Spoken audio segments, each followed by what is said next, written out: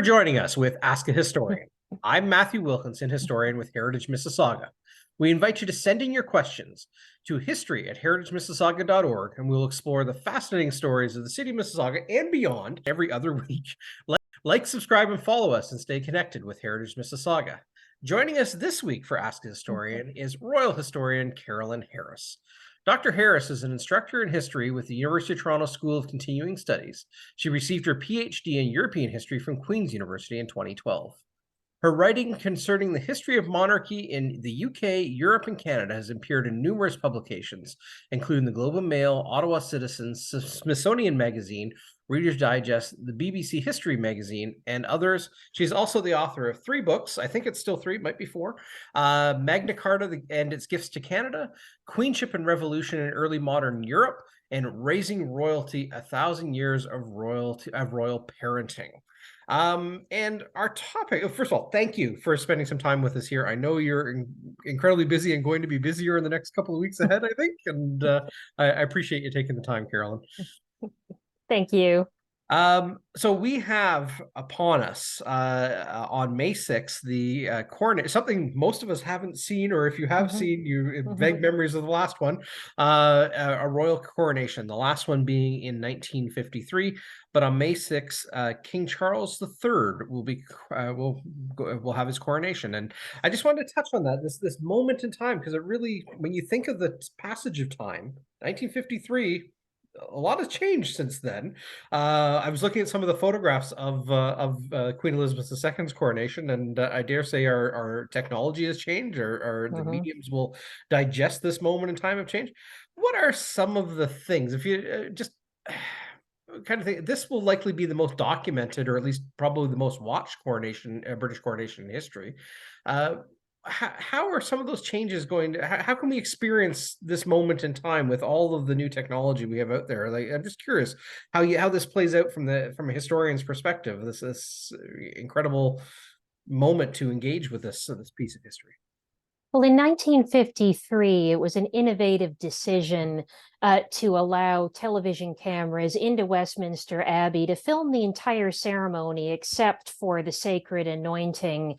And this allowed for audiences not just in the United Kingdom, but in the wider Commonwealth and the wider world to share in the festivities to a much larger degree than had been possible previously. And there were a lot of logistical challenges that not only would there be 8,000 guests in 1953 in Westminster Abbey, the Abbey was entirely full, but placement for all of these BBC cameras. There were controversies about how exactly the filming would unfold. Would there be close-ups? Would there simply be an overview from a distance of the ceremony?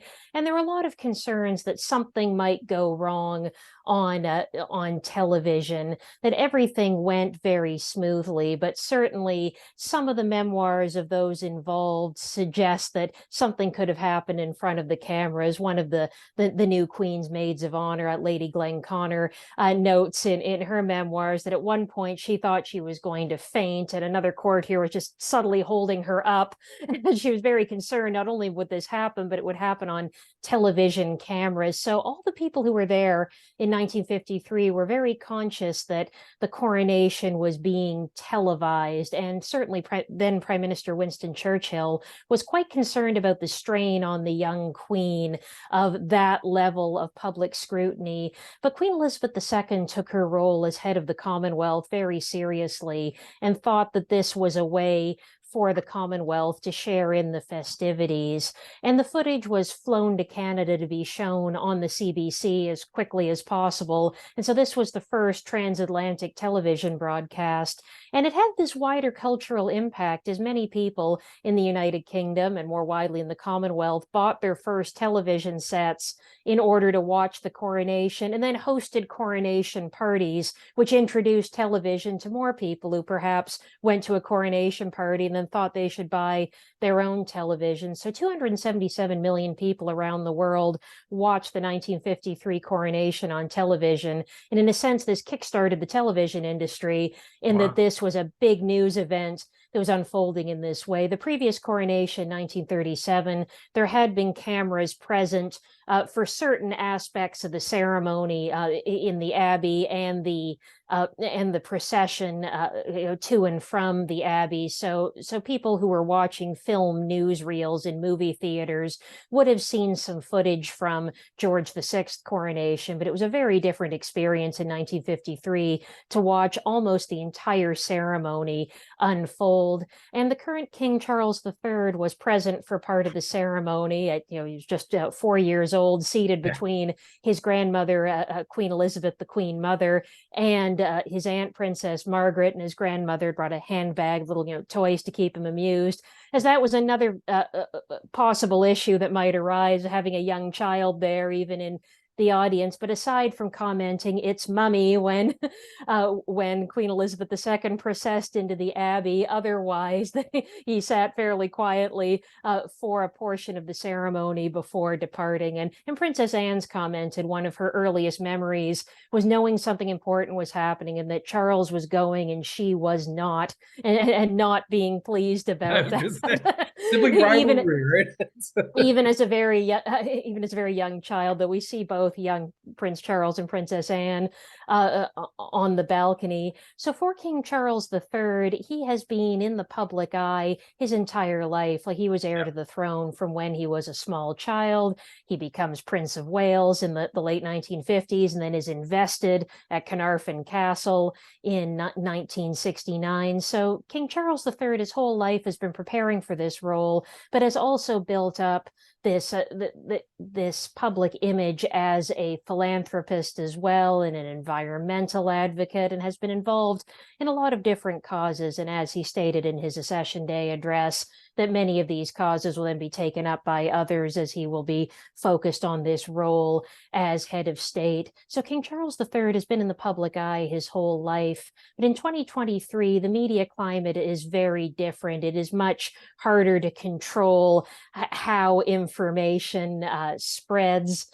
Certainly, there are similarities to 1953 in that the anointing will not be filmed, that this is seen as a sacred moment. But people around the world will be viewing the ceremony in all sorts of different contexts. There will, of course, be television viewing parties, but many people will be viewing online or viewing while following social media and seeing how people are commenting. So there's very much a sense of the world coming together, and through social media and the internet, being able to see each other's comments on the ceremony in real time. So the process had begun in 1953 in terms of technology, making the world a smaller place, but that's even more so today in 2023. I never paralleled a coronation to TV sales before that. But I can see it, because I know there were examples locally of the Union Jack being flown with pride outside of a house, which normally doesn't display it, for the coronation. It was a big deal in 50. Yes.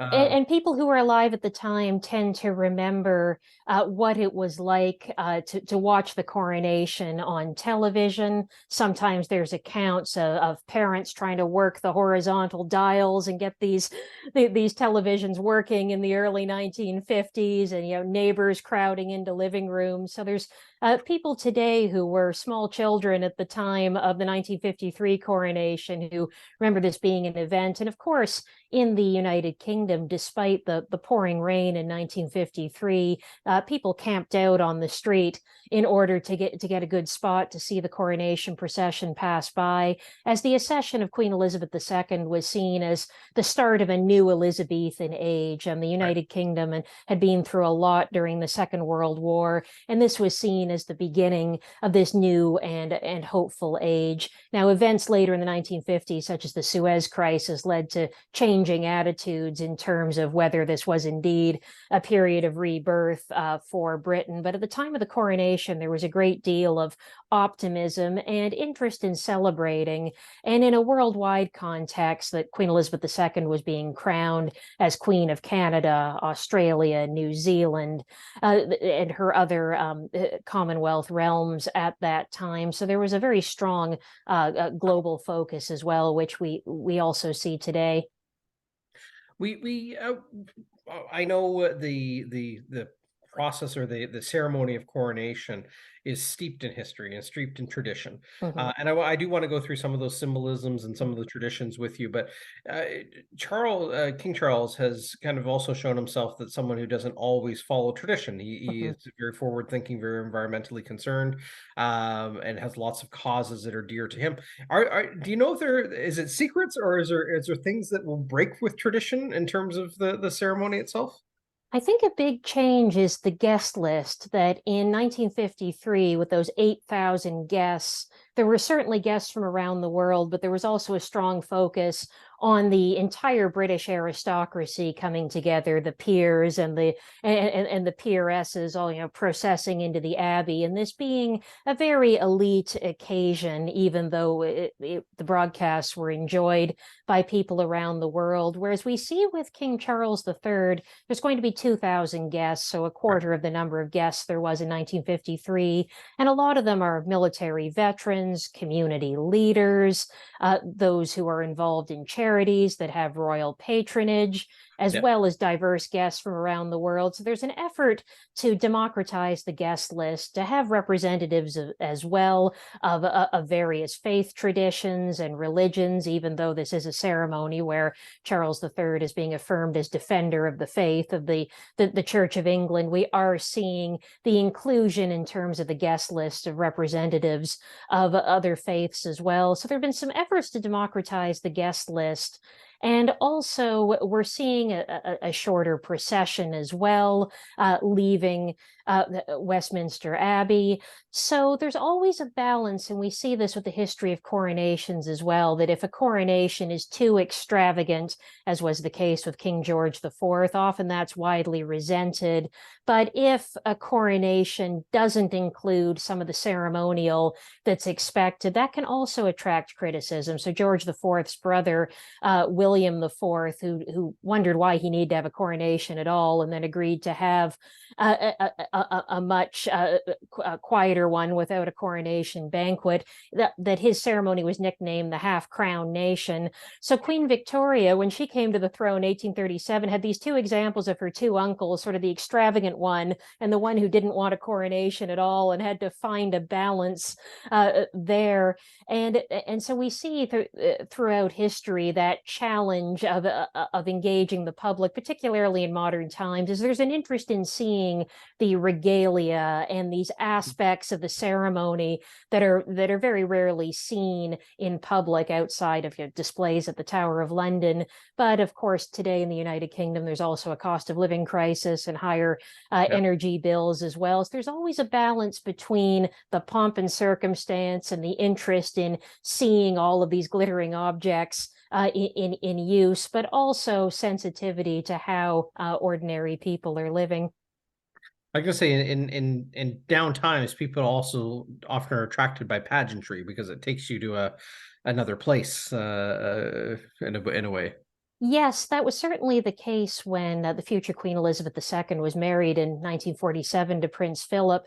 There were concerns at first that with war rationing still taking place in the United Kingdom after the Second World War, and many people having suffered losses, would they be in the mood for a big celebration? But in fact, the royal wedding was very well received. And in fact, Princess Elizabeth started receiving gifts from the public of canned goods and of clothing coupons. Like, there being these concerns that there wouldn't be enough for a big banquet, and so underprivileged seniors received baskets of some of this largesse of these canned goods that were arriving at the palace, particularly from the United States. As the portrayal of Britain in the press in 1947 is that there's just not enough food to go around there, so the palace was receiving all of these gifts. The Princess Elizabeth received hundreds of tins of pineapple from Australia, and so it's interesting to see that there was this interest in there still being a big royal wedding at that time. And in the coronation a few years later, there was a lot of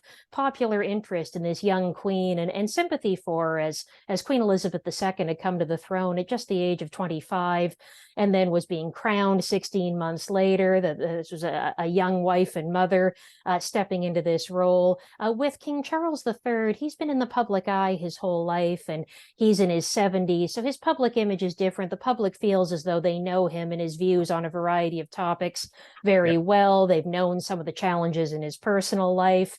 So it's a different connection in that Charles III's a very familiar figure, whereas there was a sense with Queen Elizabeth II that she was just beginning a very long lifetime of public service. Right, right. I find just that the whole perspective you're bringing absolutely fascinating, because I some of those early coronation stories I know nothing about, to be honest, and I have read a great deal about 1953 and looked at it in our historic newspapers. It was covered in the Port Credit Weekly, the coronation of this young queen, but everything came off in a way of, how young and beautiful she is, right? Yes. I think that was part of the sense of optimism. It wasn't the old stuffy monarchy anymore. Yes. And so, I find, flash forward and over after an absolutely incredibly long reign for Elizabeth II, here we are at Charles now with no kind of living attachment to 53 in terms of, viable memory within the community today that's being talked about. So I think the vast majority of our residents have never seen a coronation, probably, or at least have vague memories of one. So when it comes to those traditions, the symbols, if you will, before we get into the individual symbols, or some of them anyways, what's the structure of the day? Like is there a certain flow that a coronation follows in terms of processes? Well, it's interesting that whereas many royal occasions like jubilees, weddings, funerals, christenings, many of these events, the ceremonial and the public aspects of it were really solidified during the reign of Queen Victoria in the 19th century with the invention of photography and then film. There was more and more demand for the public to be able to see some of these ceremonies unfold, at least in part, and to feel as though that they were part of these ceremonies. But with the coronation service was laid down by St. Dunstan, the Archbishop of Canterbury, in 973 for an Anglo-Saxon king, Edgar the Peaceable. This was not at the beginning of his reign. This was a sort of apotheosis after successes earlier in his reign. So he would have been about 14 years into his reign when he had this big coronation at Bath Abbey. And it's interesting that Queen Elizabeth II in 1973 attended a commemoration service at Bath Abbey commemorating 1,000 years of monarchy. So this is a ceremony that goes back a very long time. The Bible passages that are spoken of, Zadok the priest and Nathan the prophet anointed King Solomon. Now, a lot of those Bible passages have been set to music, most famously by George Frederick Handel for the coronation of King George II in 1727. So this Anglo-Saxon rite certainly has been transformed over time, but the basic order of service, there being a crowning, emphasizing the secular power, the anointing, emphasizing the religious role of the monarch, the coronation oath, and the various members of the nobility and the clergy being there, and there being an acclamation of the monarch. That this dates back more than 1,000 years. And coronations have been taking place at Westminster Abbey since 1066. So the ceremony has evolved over centuries. What's very striking is that the crown jewels are more recent. There have been mishaps over the years where the medieval regalia were lost at various times. King John reputedly lost many of the crown jewels when his baggage train overturned in a marsh during the First Barons' War after he repudiated Magna Carta. And so his son, Henry III, who also rebuilt Westminster Abbey, ended up having two coronation ceremonies, one very quickly when he succeeded to the throne and another a few years later. And then most significantly during the English Civil Wars, first there were crown jewels that were pawned by the royalists, by Charles I and his consort Henrietta Maria. And then the main pieces that were used for coronations were melted down or sold by Oliver Cromwell and the parliamentarians as after the execution of Charles I in 1649. it was assumed that there would be no more kings and no more coronations. And also, a lot of the medieval gems had gone out of fashion by that time. That we look at paintings that show Henry VIII's crown, for instance, we see these very large gems that look almost like candies on a plum cake. And whereas as the centuries passed, the interest was more in faceted gems that shone. So what we think of as valuable historical artifacts that were being destroyed were seen as not only no longer needed, but as completely out of fashion in terms of what was beautiful. So when the monarchy is restored in 1660, Charles II had to commission all new crown jewels. And so the St. Edward's crown that is only used for coronations dates from 1661, and the imperial state crown, which was created later, that's also used for state openings of parliament, is also comparatively modern. The one surviving piece of the medieval regalia is the anointing spoon, which we think dates back to Richard the Lionheart's time or his father, Henry II. So there's the occasional survival, and some of the gems used in individual crowns. There's a gem known as the Black Prince's ruby that has been associated with the son of King Edward III. So there's little bits and pieces of the medieval regalia. So we have this very medieval service with gems that date from the 17th century onward. And then we see the coronation oath changing over time, reflecting the changing role of the monarch. The transition to a constitutional monarchy had an impact on the coronation oath. And then we see going forward with the establishment of the British Empire, Queen Victoria's son, Edward VII, that was included in his oath, the dominions beyond the seas, as by that time Canada and Australia were self-governing. So there's sort of a nod acknowledging that there were these self-governing dominions. But by the coronation of King George VI in 1937, he is swearing to govern according to the laws of Canada, Australia, New Zealand, that the countries are being named as we're after the Statute of Westminster by that time, and these are independent crowns. And then Queen Elizabeth II was being crowned queen of all of these different independent countries. So in the coronation oath, we see an evolution from empire to commonwealth. So we have this medieval ceremony. We have gems that from the Stuart period through to the 20th century, and then we have this evolving coronation oath. And it's interesting that individual monarchs often found ways to personalize the ceremony, for better or for worse, reflecting their own interests. We know King Charles III greatly enjoys music and commissioning new pieces of music. So Andrew Lloyd Webber has been asked to write a new coronation anthem. And so this is a very long-standing interest of the current king. So we're seeing a very strong emphasis on new music being commissioned, which we saw some previous monarchs take an interest in this as well, most notably George II's patronage of George Frederick Handel. But often individual monarchs find ways to personalize the ceremony, ways to cement their public image, but they're working within a framework that is centuries old, very different from other royal ceremonies where a lot of the traditions are comparatively recent. Interesting.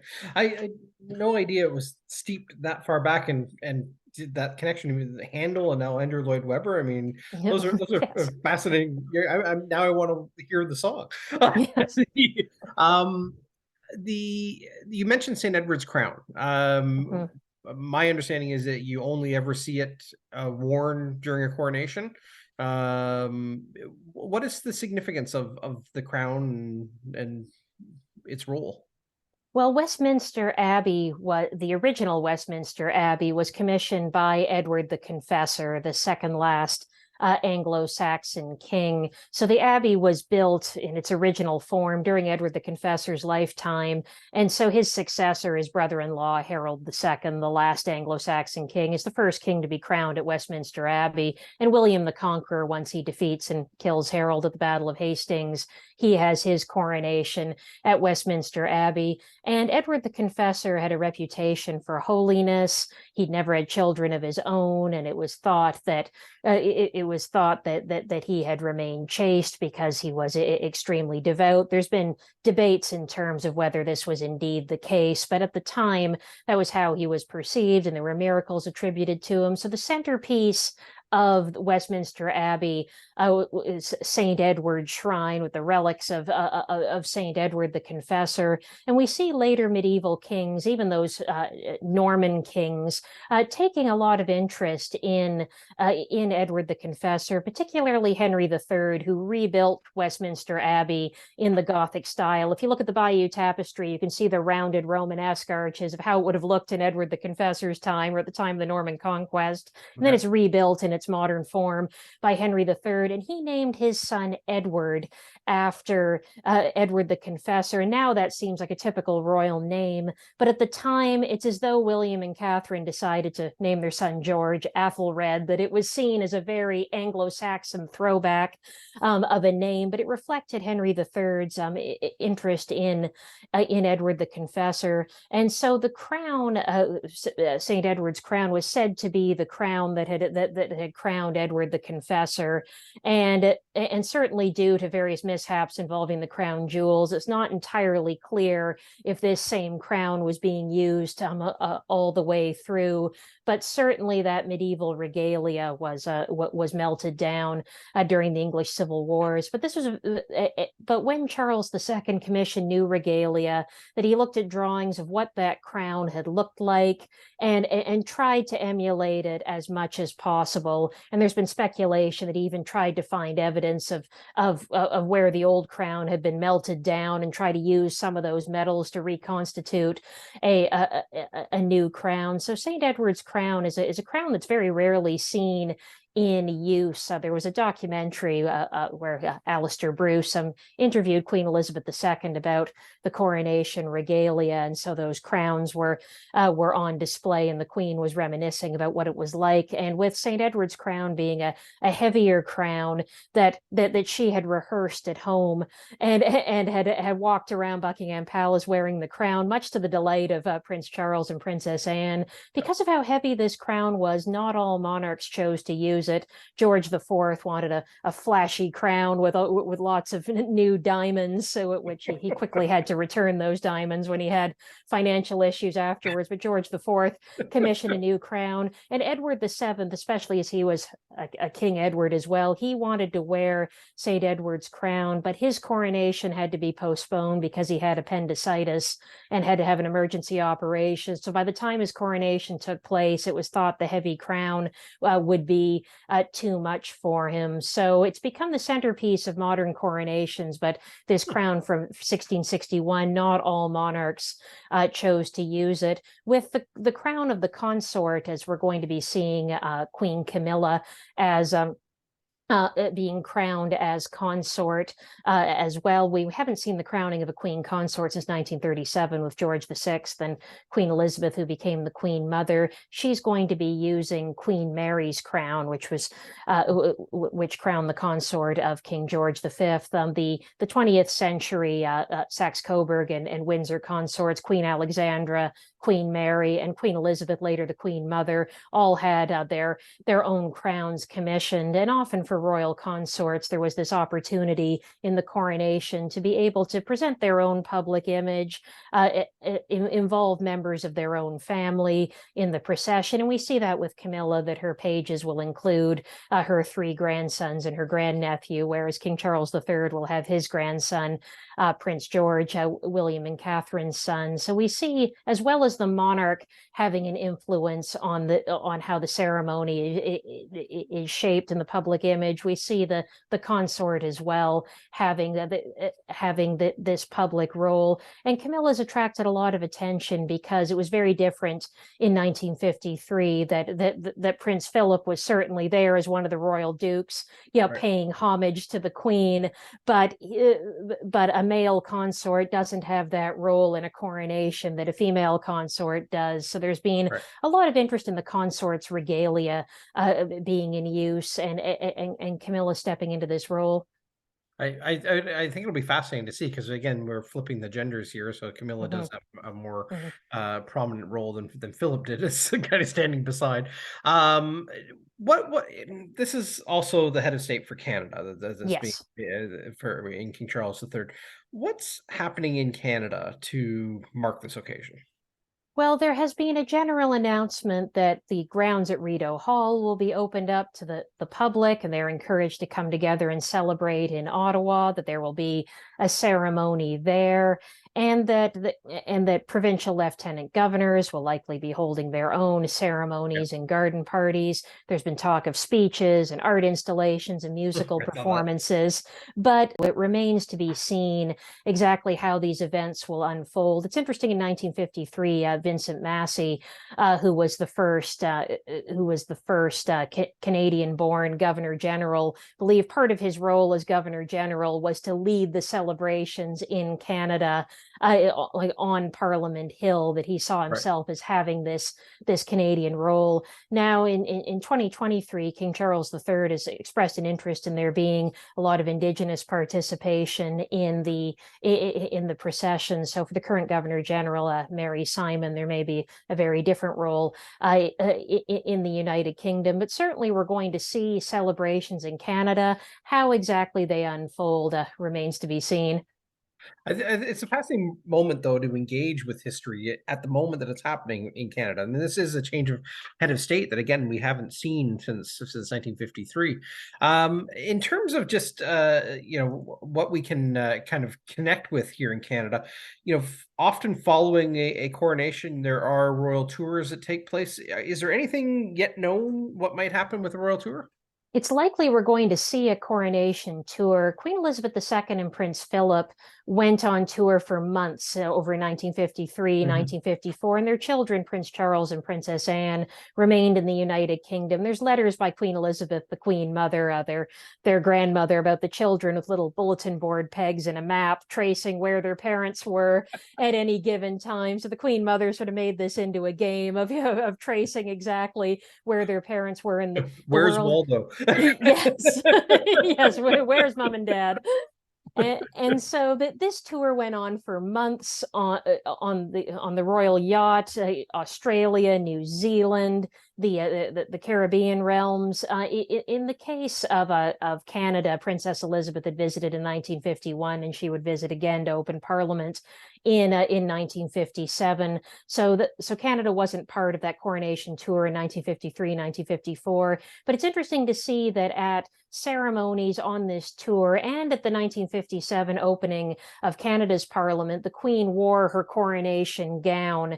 So while there wasn't a local coronation taking place in these various parts of the Commonwealth, Queen Elizabeth II was bringing aspects of that ceremony with her when she was presenting herself as Queen to these Right. different parts of the Commonwealth. So I don't think King Charles III will be on tour for months, there are fewer working members of the royal family, and also there's a great deal of public engagements within the United Kingdom with a smaller working royal family. Right. So we're not likely to see a very long tour, but it's likely there will be shorter visits to a number of the Commonwealth realms. And there's been discussion and debate as to whether this Commonwealth tour, once it's organized, should include more ceremonial in the Commonwealth realms. These are all independent countries, and while it may not be feasible to have one coronation after another, and certainly the crown jewels cannot leave the United Kingdom after the circumstances of the English Civil Wars, that's not permitted. So the crown jewels certainly cannot go on tour, but whether there should be something resembling an installation ceremony when the monarch travels. There's some historical precedent. 1911, George V and Queen Mary traveled to India for the Delhi Durbar at that time. So it'll be interesting to see whether, within the context of a coronation tour, some degree of ceremonials introduced of presenting the new monarch to the people of each of these countries, and how debates and discussions will evolve in the Commonwealth concerning the future of the monarchy. As there was a great deal of personal regard for Queen Elizabeth II, even among people who were not monarchists or not supporters of the constitutional monarchy. So we'll see with the coronation and King Charles III and Queen Camilla eventually on tour, how that shapes attitudes toward the monarchy in Canada and the wider world.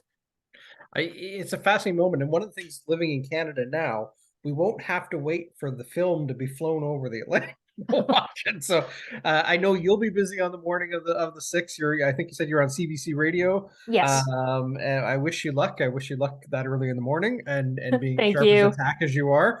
Oh, thank you. But there are so many ways to engage in this moment. There will be festivities being held. I believe the color green is going to be used in lighting up public buildings and federal buildings and the like. Yes, the color of the new coronation emblem in Canada. Yeah, I saw that on the Canadian Heraldic Authority with the Mhm. the new coronation emblem. But thank you, Dr. Harris, for sharing your knowledge, your passion with us. And I'm sure the next couple of weeks are bound to be very busy for you, and I wish you all the best with that. And for everyone joining us this week, thank you for spending some time with us here at Ask a Historian. Keep sending in your questions, and we'll explore the fascinating stories that are all around us every time that we have a new episode here on Ask a Historian. Like, subscribe, and follow us and stay up to date with all the things happening with Heritage Mississauga. And once again, Dr. Harris, thank you for joining us with Ask a Historian. Thanks so much.